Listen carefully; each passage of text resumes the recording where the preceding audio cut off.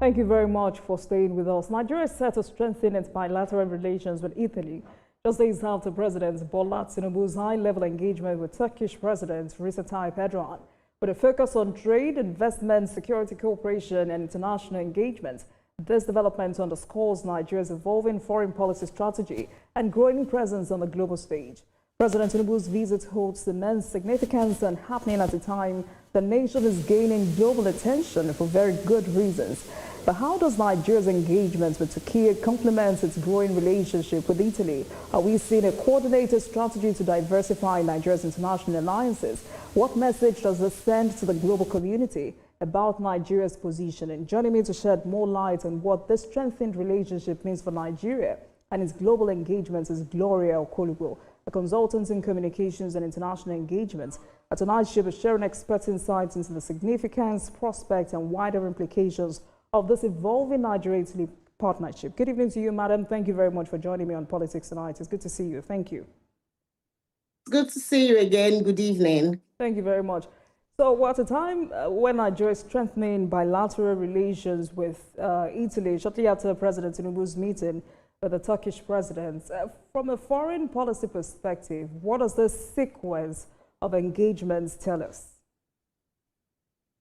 It's very engaging times for this country, and it's also happening at a time that multilateral relations are very important. The present administration is pushing very hard on its 4D administrative focus. Its foreign policy focus is on a tripod of 4 pillars, and it's called the 4D, and they're walking the talk. So this rapid interactions that border on diplomacy with Italy immediately after the Turkish visit, and the Turkish visit actually followed Davos. We had the Nigerian house at Davos, which Nigeria had its house for the first time. So there's been a whole lot of activity on international diplomacy, and it's crystallizing into a lot of agreements. And then thereafter, we're talking about more important things that that kind of will be necessary to lay the pipelines, as it were, to deliver these agreements, all the efforts of Mr. President. So the president is called the chief marketer of the country for all the reasons obvious to Nigerians. It has been the image maker since he assumed office. I mean, for the past 2.5 years, he's taken foreign diplomacy more seriously than we've seen in past administrations. This is me boldly saying this, securing over $50 billion in investment pledges through strategic partnerships with major global powers. We've seen this with China. We saw this with India, the UAE, Germany, France, Saudi Arabia, and Brazil. And also yesterday with Turkey. Why is Italy a significant partner for Nigeria at this point in time? Well, Italy has had this 60-year relationship with Nigeria, and it's been quite some years. And Nigeria, obviously, is a very important corner for Europe at a time like this. It's showing in the dual agreement between Nigeria, or tripartite agreement between Nigeria, France, and Italy at the same time, which is quite unusual.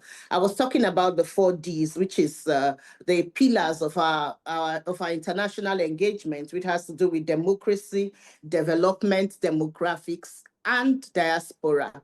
This is, especially the diaspora component, it's germane at a time like this. Is very important at a time like this, because after all of the flashy handshakes, the cameras, the agreements, and the spirited efforts of the president, it has to translate in institutions being put in place so that the people, the diaspora, the exchange between both countries, the bilateral relations really happens and stabilizes the trade between both countries in such a way that both trade, migration, and security is improved. And then that way we begin to see the dividends of all of the chief marketer. Indeed, the president has been a real chief marketer in every sense of the word. But that's just the beginning. For instance, the Minister of State for International Affairs actually hit it on the head when she's foreign affairs, when she said that after 60 years of bilateral relations, there is no binational commission between Italy and Nigeria. And that's like being engaged for 60 years and you're not married. But how important is that in foreign diplomacy? Oh, it's highly important because that's like, what lays the pipeline for you to deliver water. Now, the ambassador of Italy said clearly to, when he came to interact with foreign affairs minister, he said clearly that there are three major concerns. Firstly, there's the issue of illegal migration. Of course, when we talk about Italy, most people, what comes to the mind is the boats across the sea, the crossings in the Sahara Desert, all of the illegal migration. They obviously want the boats to stop. By the same token, they want security because the insecurity within the zone, and counterterrorism is very important so that the spillovers will not affect the entire region. The whole of Europe, the whole of the world is worried about the axis, So, and naturally, we had a very sound answer. And I was very impressed with the preparation of Nigeria around this diplomacy, because the minister said to him, yes, we'll deliver this, but you can't keep shutting us out. We have to have legal migration. We have to have business and trade across board. Let's not forget the most important sector that Nigerians occupy, or they have access to in Italy, is the informal sector. And that's because there's a lot of shutouts when it comes to legal pathways to migration. And a lot has been done in that area. Unfortunately, I think they're not talking about it enough in the media. So here I am trying to talk about it. Let me break it down in layman's terms, because most times when people think about Italy, they think about Nanti, they think about the negative aspects of migration to Italy. But it will shock you to know that out of the average 150,000 Nigerians that are legally documented and resident in East Italy, you have about 80% of them that are male. They're not even female. And the statistics for the past 3 years has shown that the axis to be worried about is Osun, Calabar, Zamfara, and FCT. So Benin City, which was a subject of worry, is not indicated as a major issue when it comes to illegal migration in Italy anymore. And that's good news for me. There's not been a lot of research and statistics and follow-up to the things that the Oba of Benin did. We witnessed when the Oba of Benin came on the throne and all the spirited effort he made to end the issues that were around illegal migration and exploitation and abuse. And obviously, the statistics for the past 3 years is showing that there's results. And so we're talking about the fact that now you're having about 80% male immigrants who are working, and then there's the lure of, okay, come over, start working, and then you have access. The laws allow you to bring in your family. But there are lots of situations that make it very difficult for people to bring in their families legitimately. At the same time, there's the diaspora remittances, which is very important to our economy. Right. So that's why you're trying to say something, or can I go on? We'll get there in a minute. But, whilst we're, seeing all of this MOUs, this agreements signed, and we're hoping that some of these agreements being signed on television translate into something tangible for Nigerians. We'll continue to talk about the expectations of Nigerians as we see this agreement signed on television. So let's go back to Italy, because we're dealing with a country that is second largest manufacturing country in Europe and the second largest globally. From your own experience and from what you know, what you can tell us tonight, what are the economic benefits Nigerians could gain from stronger ties with such a country? Are there specific industries where Italy's expertise could help Nigeria's development agenda? Basically, the informal sector is made up of a lot of agricultural modernization and development. That is what really employs a lot of the Nigerians that are there. There's a lot of food, agro-related industrialization. And I think it was March 2025 when the FCT minister visited Italy, and there were two agreements that came out of that visit, if I'm not mistaken. There was an agreement of modernization of agriculture, and then there was an agreement for a vocational institute.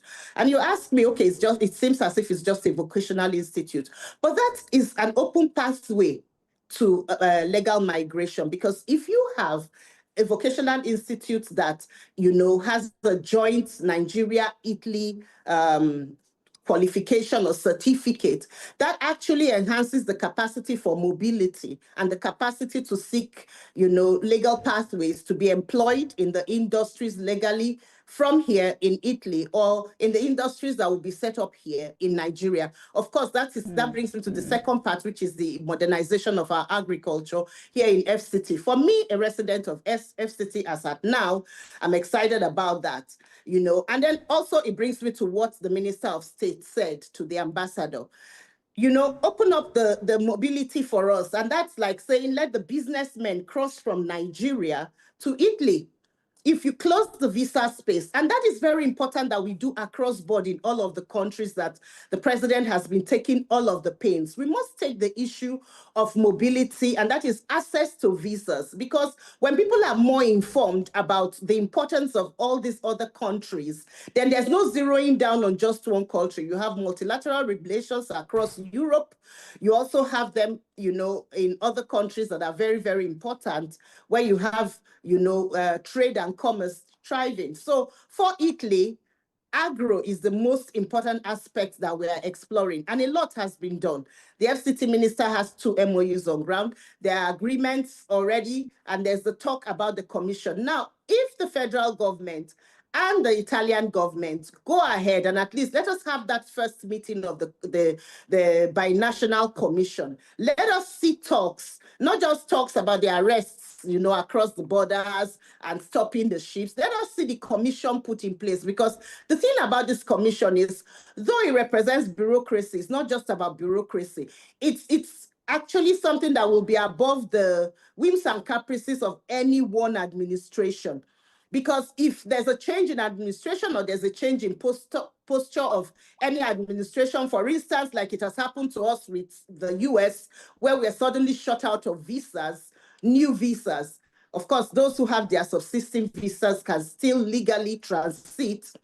But then just one policy across board will not send us into a frenzy of, having new meetings with various administrations if you have structure. And that's why democracy is all about institutionalizing things, putting structure to things. So the binational commission puts an institution in place that ensures that there's discussions, there are ongoing processes that are worked out to ensure that the issues around legal migration are handled. The issues around having access to families while you're working, the issues around security to jobs, and not just taking where you have engineers going to pick tomatoes because there's no other options after they have crossed over.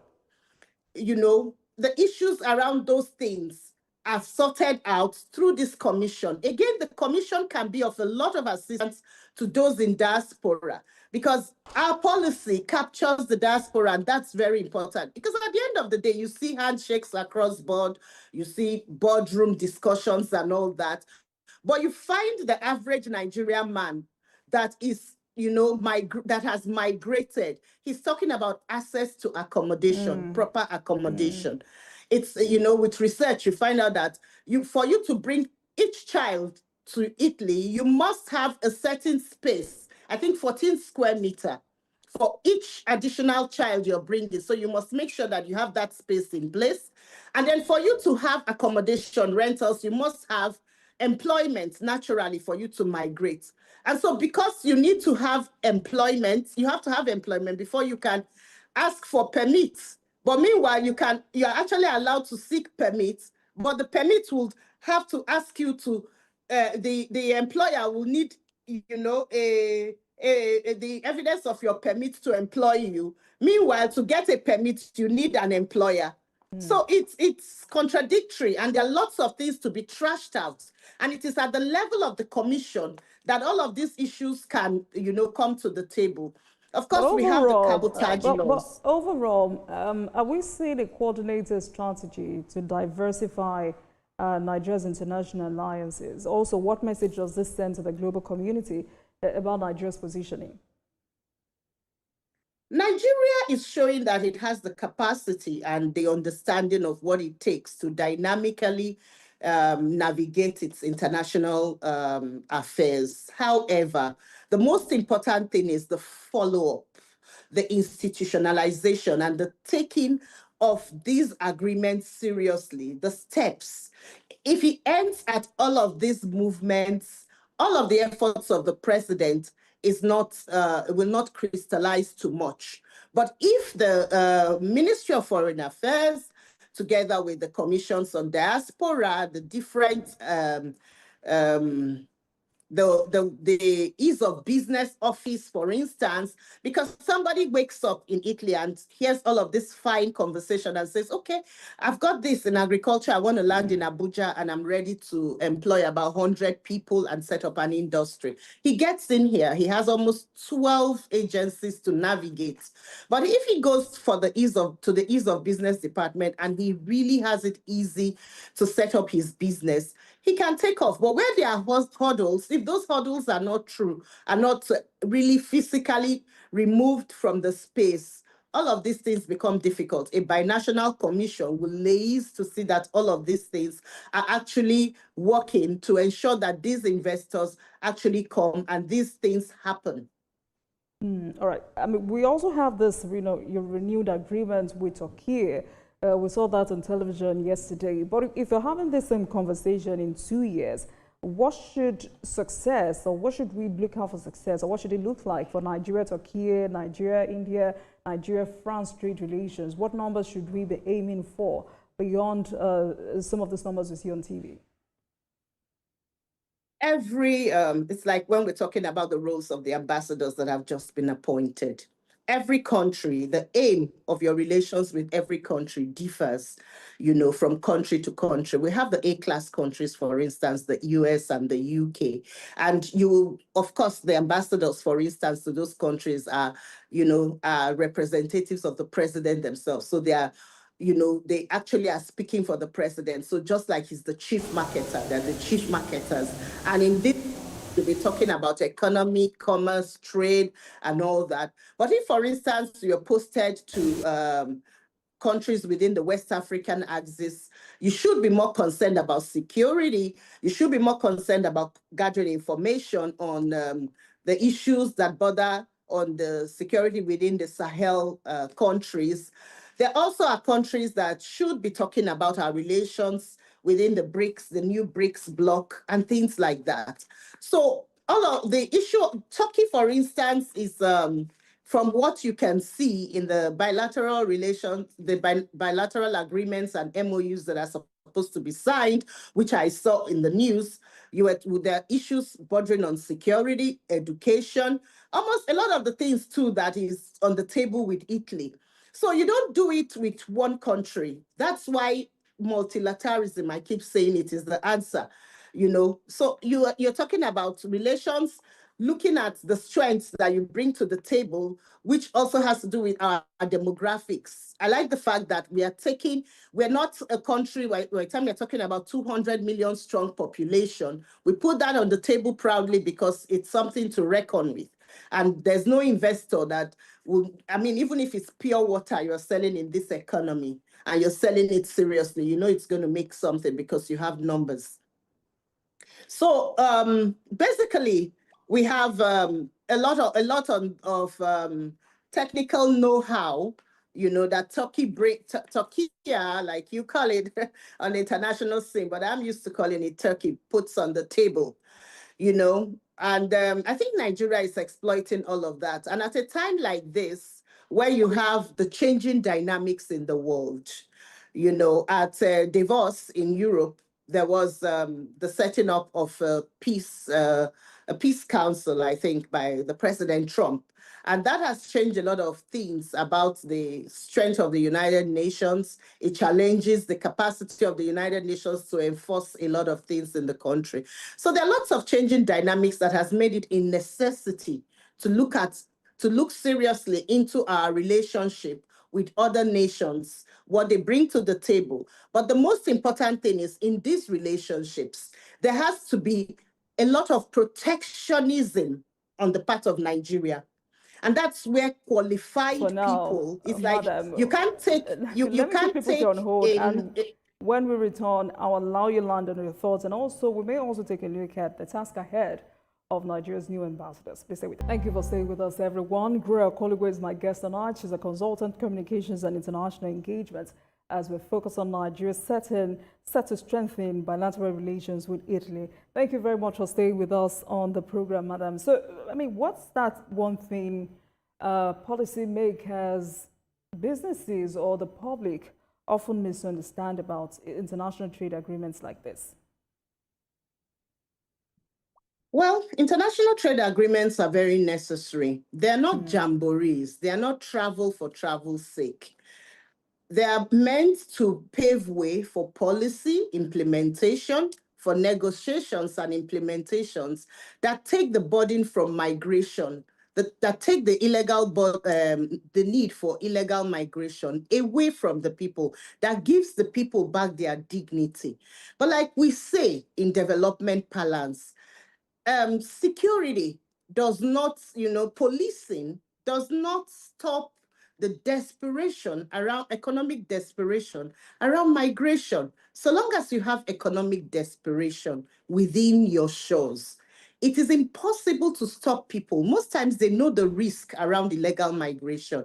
It's impossible to actually stop people. And so since we're on politics today, while we talk about the international angle, the efforts are actually meant to help us relate with the international community so that we get it right. You heard me talking about this, the setting up of the vocational center here, and then the issue of agro here.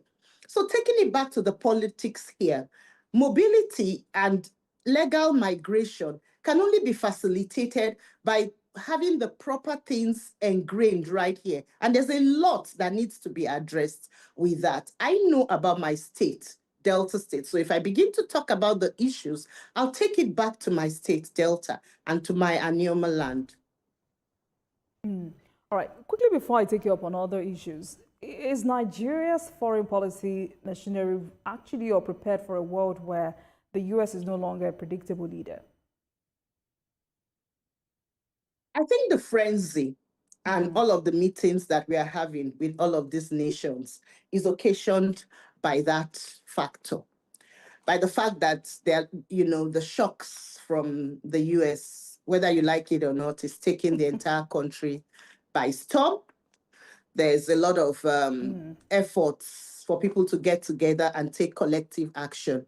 But if you don't, collective action can actually be taken to say, look, we in international diplomacy, what you deal me is what I deal you. However, my capacity to deal you the same level of blow that you deal me depends on what I need from you and who has a stronger capacity to do so. So you can't say, okay, the borders are shut against you. You're going to shut the borders against peoples that you need for training, peoples that you need, for aid. And we're saying that we don't need aid. What we need is trade. And this administration, the policy of this administration is tending towards that right now. The most important thing is keep up the pace, address the issues at the local level, and that gives us a lot of leverage for us to begin to, negotiate properly from a proper point of view. This president was very big on restructuring. This president has very bold, initiatives, especially a lot of laws and policies that have come out of this administration. And that's what we are looking at to address a whole lot of issues. And I'm looking forward to you asking me questions in that direction. But also, as an expert in consultant communications and international engagements, for those questioning, the effectiveness of frequent trips in attracting foreign investments. For those who are saying capital is driven more by domestic conditions than physical presence, what's your perspectives on that? Capital is driven by domestic conditions, and that has a lot to do with your laws. Like we have what we call the cabotage law. And that makes it difficult for a businessman, for instance, to come from Italy and set up a manufacturing company and probably, let's say, tomato, because they're good in tomatoes. You now have a tomato farm in Abuja, for instance, and then you process to puree, and then you want to export to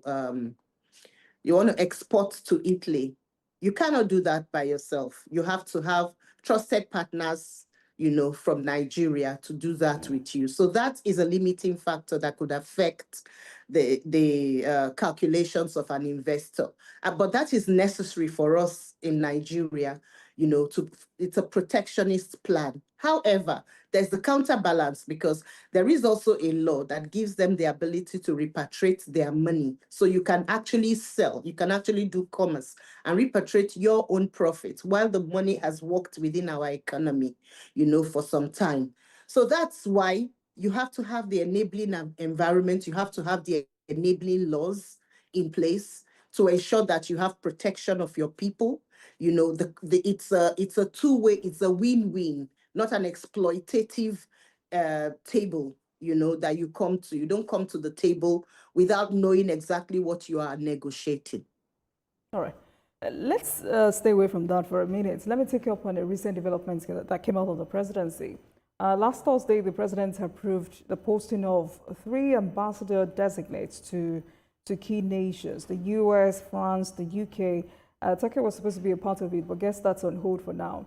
And, I believe that as a people, we can all agree that the postings of these ambassadors by the president marks a turning point in Nigeria's external relations. But how would you assess Nigeria's current global image, and what role do these ambassadors play in shaping this perception?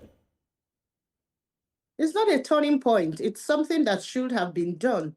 And I'm glad that it is done because a lot happened between when there were no ambassadors and, it became obvious that we needed ambassadors. We didn't even have a permanent representative on the floor of the UN, So it's very important for you to have your ambassadors, and it's at a critical time that we are thankful they have come on board.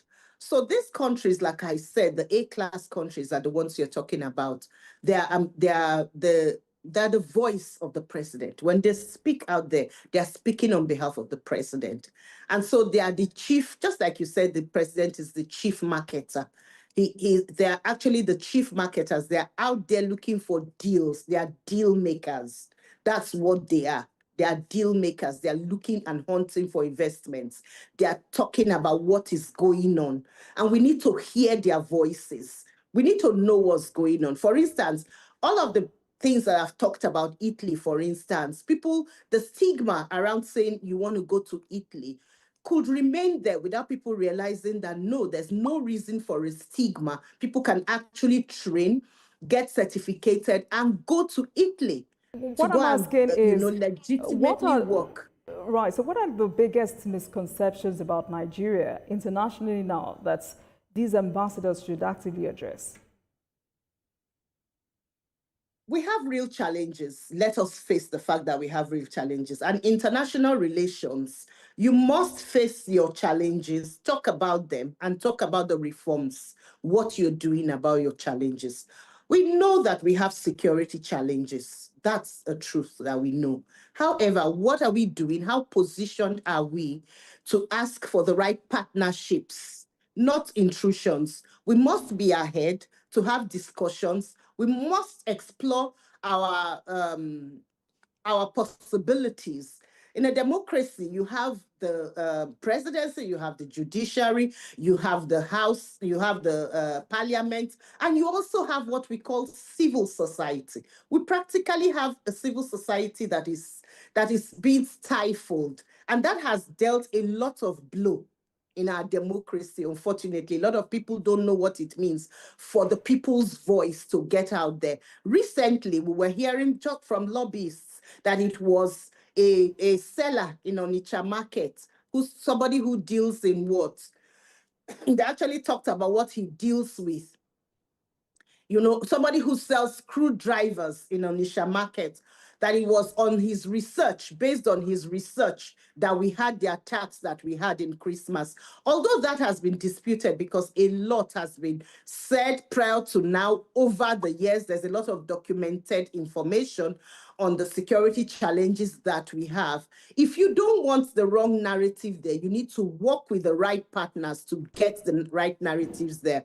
So every of these ambassadors need to look beyond, you know, look at the unique challenge, the unique perception of these countries on what Nigeria is, and to begin to properly package the country as it should be. Like I said, they are deal makers. What are we doing about corruption? What are we doing about securing the digital space? What are we doing about fighting fraud?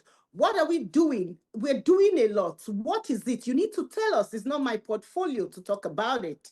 So those who sit on these portfolios, tell us what we are doing about it. Which laws do we have in place to protect people's investments? Which laws do we have in place to trace and track money, following the money?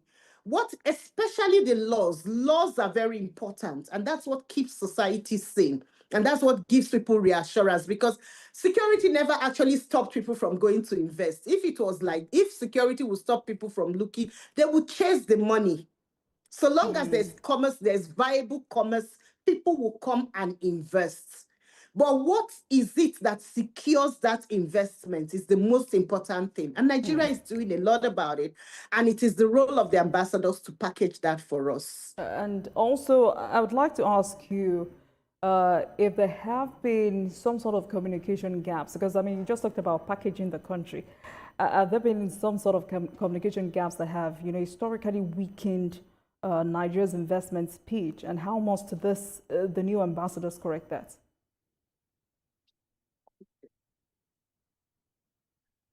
They have their communication teams. They have every ambassador, especially of the A-class ambassadors. For instance, the permanent representative in the UN has what you call ministers, 3 portfolios of ministers under him. They have huge capacity for the use of media and communication, both in their country and with communicating with us what they are doing there. Here is the capacity to use it and use it properly that matters. Also, you know, for the first time, 10 women have been included in this list. What does this milestone signal for Nigerian diplomacy? How does this compare with, you know, you look at previous ambassadorial appointments in terms of gender now, gender representation? To what extent does this reflect a genuine commitment to gender equality? I'm more concerned about capacity, first of all. The numbers are important, and so affirmative action should always give us the right numbers. But capacity beyond just numbers. So when you're considering the women, we should look at them based on their capacity and what they bring to their table and their ability to navigate. For everybody who has the capacity, they should be given the priority, especially in these difficult times where we have difficult relations, ability to, you know, navigate the space and ensure that we have the right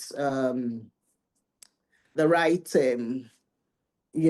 right approach towards our diplomacy, the right approach towards making sure that our peoples are not stripped of their dignity, you know, for them to relate, for them to, you know, having migrated legally, for them not to be harassed, for them not to be hounded, to put some respect back to our documentation and things like that. And before we do that out there, we must address it inside here. Lately, there were bills that there was a law that had to do with addressing the issue of our passport in Parliament. You cannot be talking so much about international. Local matters, because what you are packaging is what is happening at the local level. You know, I asked you about gender representation first because you're a woman, and there are those who have said that milestone could, you know, inspire more women to pursue careers in diplomacy and public service. But quickly before we talk about security and politics, if time permits us, different countries and regions engage Nigeria for different reasons. We've talked about energy, security, markets, and geopolitics. How important is audience-specific messaging for Nigeria's ambassador? And has this been sufficiently institutionalized? I didn't quite get you. You put about 4 questions together, so split them. Are you talking about, are you talking about gender still? No. Different countries and regions have engaged Nigerians. I mean, over the years, different regions have engaged Nigerians for different reasons. We've seen countries that have engaged Nigeria because of energy, some security, energy, and markets or geopolitics. But how important is audience-specific messaging for Nigeria's ambassadors? Well, I just talked about the massive capacity they have to, handle their portfolios. The office of an ambassador is basically that is, it's a very technical, you have both the career ambassadors and the political ambassadors. Most times the political portfolios are not given carelessly. They are given to people who are very experienced. And even where they don't have the diplomatic experience, they must deploy the right and qualified people as advisors, because often that is where the most important decisions lie. When you have the right advice based on professionalism, you can't get a plumber to come and attend to somebody who has a heart attack. You're not going to get any result, from that. So, like I said, it depends on the country that they are it's a very broad question you're asking me. So they are country specific.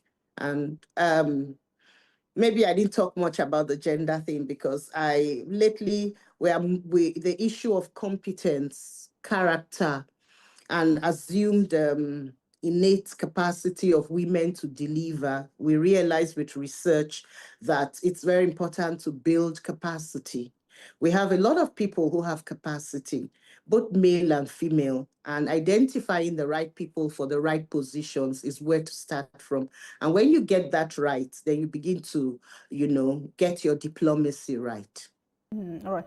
Let me ask you about Delta politics. Governor Sharif already joined the APC. And, when you ask most of them, when you ask them why they're aligning or why they're joining the APC, they'll tell you they're joining so the states could align with the center. What has changed since its defection into the APC? Now, Delta State is an APC state. That's kind of an old story now. Delta State used to be a PDP state. Now it's an APC state. But out of Delta State being an APC state, we have been talking about unification. We've been talking about, transferring from the old issues that affected Delta State, the structure, the PDP, the old PDP structure, not carrying that over into APC. So I think Delta State is settling in. We're in the teething stages of, getting both the old APC and the new APC to bond together. It's very important to state that it's very easy to carry over and assume that you just carry over the old structures because it is everybody, as it were, that finally just crossed over and all the structures crossed over from PDP. But we have to remember that there were challenges that made PDP to crumble in Delta State. There's a historical precedence to that. So as the entire Delta structure is merging into one in APC, we are fast approaching Congress. It's very important for the structures and the laws that we met in APC to be respected, because APC is a progressive platform. The constitutions of APC are clear and they should be respected by all. Beyond Delta State, I come from Delta North and I come from Anioma, and the issues of development are very important to us in Anioma land. We have been asking for Anioma State to be created because we have a lot of talent. We have a lot of skills. Part of our tourism, a lot of what comes out of Anioma qualifies to be part of Anioma land is an agro-based society. And so when I see somebody like the FCT minister go all the way to Italy and sign this MOU, we are hoping that we can get this through also for Anioma land, because our people are predominantly farmers and our people are predominantly hardworking people. We have a lot of talents. We have the Asaba wood, which is a major creative. During Davos, there was a major part of what we presented to the world was our creative nature, our creativeness. We have that in abundance in Anioma land. So when we talk about the fact that selling yourself to the diplomatic is what you have internally that you're going to sell or market to the international community.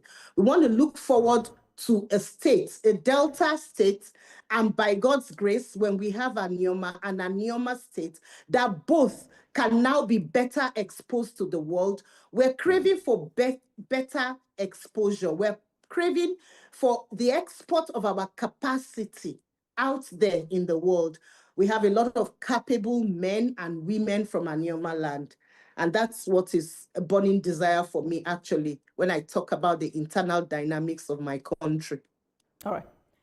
Thank you very much for speaking with us. Great conversation. Thank you. And I look forward to more conversations with you. Gloria Kolugbo, Consultants, Communications and International Engagement. Thank you very much for your time. Thank you. Thank you so much.